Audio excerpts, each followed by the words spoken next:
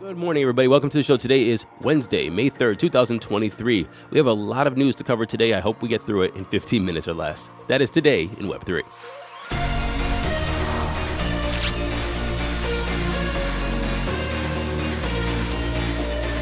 Welcome back. Like always, please do me a favor. If you're on YouTube, subscribe, click the bell icon. If you're on Spotify or Apple Podcasts, there's 5 stars there. Please do me a favor and click those 5 stars. And if there's a place to write a comment, please do so, right?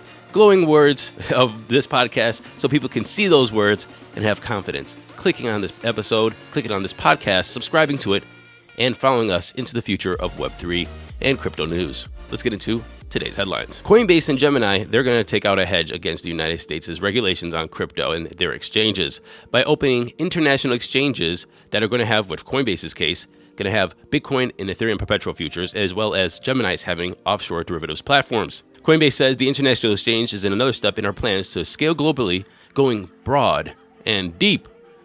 Maybe we should have ran that through ChatGPT for some better language first. They continue to say, we remain focused on offering our products in a safe, compliant way with sound risk management at the core.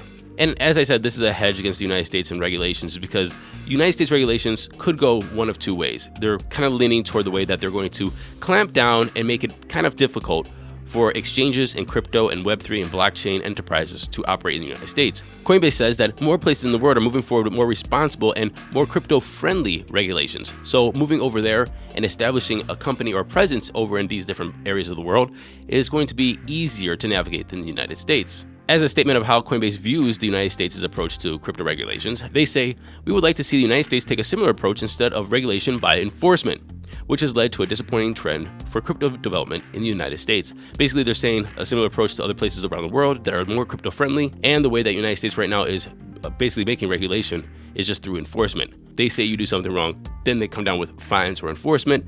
That's not the way to do business. Speaking of coming down with regulations from the United States government, the White House pushes for a tax on crypto mining, and this tax is going to tax miners 30% of their energy costs. The White House says in a statement, currently crypto mining firms do not have to pay the full cost they impose on others in the form of local environmental pollution, higher energy prices, and the impacts of increased greenhouse gas emissions on the climate. And the words that they use is that they are going to tax on the harms that cryptocurrency imposes on society. Now, other energy-intensive industries will not have this tax. The White House said this: other energy-intensive industries will not be similarly saddled with this new tax. And the reason is that crypto mining does not generate the local and national economic benefits typically associated with businesses using similar amounts of electricity. The United States is not the only one putting taxes on crypto. Italy just imposed a 26% tax on Bitcoin and crypto. Do you remember back in March, Balaji Srinivasan, he said that he wants to bet $1 million that Bitcoin would go to $1 million in 90 days. Well, he says right now that this was only to create awareness on the massive amounts of money that the United States is printing, saying that he just burned $1 million to tell you that they're printing trillions. So where did his payout go? Actually, well, he bet $1 million, but he actually paid out $1.5 million. And that money went to $500,000 to Bitcoin core developers, $500,000 to the poverty charity Give Directly, and $500,000 to James Medlock, the person who he originally made the bet with.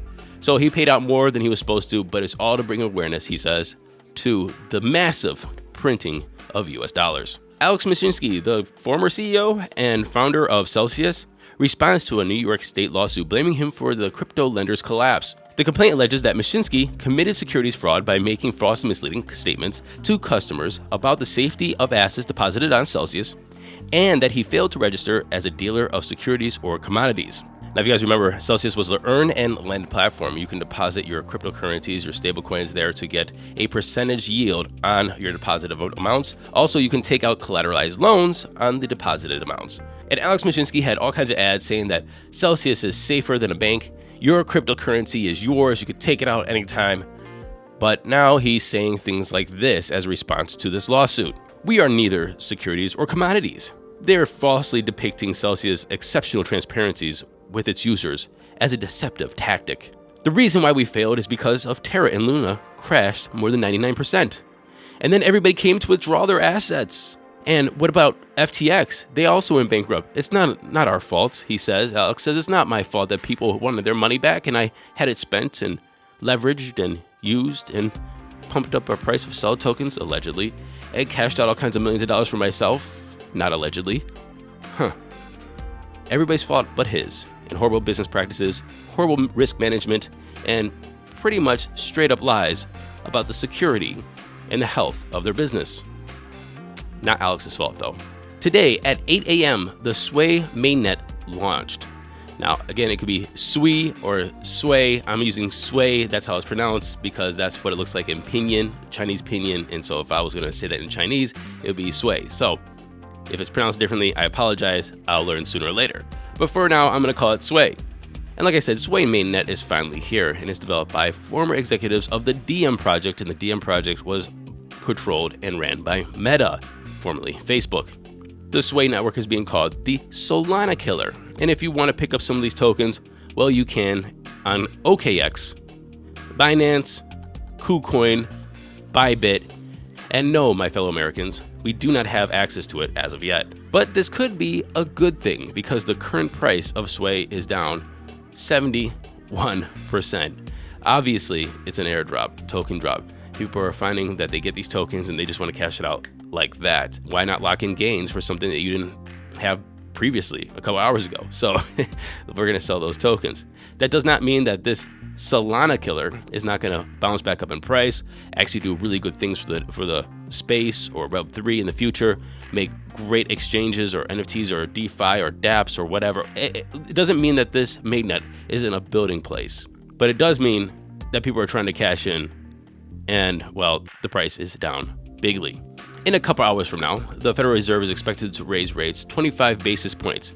And everybody's going to be paying attention to this, not the raise itself, but to see what the Fed indicates what they're going to do in the future. Are they going to continue to raise rates? Are they going to commit to keeping it even for a while? Are they actually going to raise rates today? Or are they going to commit to, if inflation goes down, will they commit to rolling back some of these rates? A little bit of easing instead of a little bit of tightening. So far, the crypto markets and the stock markets are responding friendly to this upcoming news instead of, panicking, selling everything to buy back in on the news. So this is maybe a good sign. However, I just want to point out the stupidest headline I saw today. Crypto observers believe Bitcoin rally may stall if Powell does not signal an end to tightening. And that is what tightening is for. You tighten in order to stall everything. You stall the markets, you stall the hiring, you stall growth, you stall everything to get inflation down. This is exactly what tightening's for. So this was a stupid headline that's opposite of easing, which is when we go to the moon. But if you want the best indicator of the macro level of what's happening in the economy around the world, this tweet is probably the only indicator you need to look at. Unusual Whales tweeted about an hour ago, McDonald's CEO says we're seeing a slight decrease in units per transaction. So things like, did someone add fries to the order? How many items are they biting per order? We're seeing that go down in most of our markets around the world slightly. And I think this is a huge macro indicator. If people are going out to buy their normal meals at their fast food place, if it's McDonald's or Burger King, Wendy's or Chick-fil-A, and they're not getting those normal add-ons like, hey, do you want fries? Yeah, I'll take the fries. Do you want the milkshake? Yeah, I'll take it. Or do you want to go from a small to a large? Yeah, I'll go from a small to a large. And that difference between price of adding the fries, upsizing their drink, or adding that milkshake is actually a conscious decision. It says that this tightening and this squeeze is happening. So as the economies around the world slowing down, McDonald's says probably. Are you feeling the FOMO for Pepe Coin? The new meme coin that's set to rival SHIB and Doge and whatever. Look, people are taking profits. We're talking about people who got into Pepe Coin. They put $1,800 in there and they come out with $3 million. There's been massive gains. You could not have planned this. It was all luck. It is all gambling. But now you need to sell. And some people are taking massive haircuts on their sales and on their profits. I mean, if you turned $1,800 to $3 million and you walk away with 50% slippage and $1.5 million, you're still happy. However, we're talking about a meme coin with no use, no value, that has no liquidity. So therefore, you're taking 50, 60, 40% haircuts because of the slippage, and you cannot sell your bags. And finally, this next news is from Skylar. Skylar's a regular listener of the show. He followed me from the Decrypt Daily to GM, now to Today in Web3. I want to say thank you, Skylar, for sticking with me.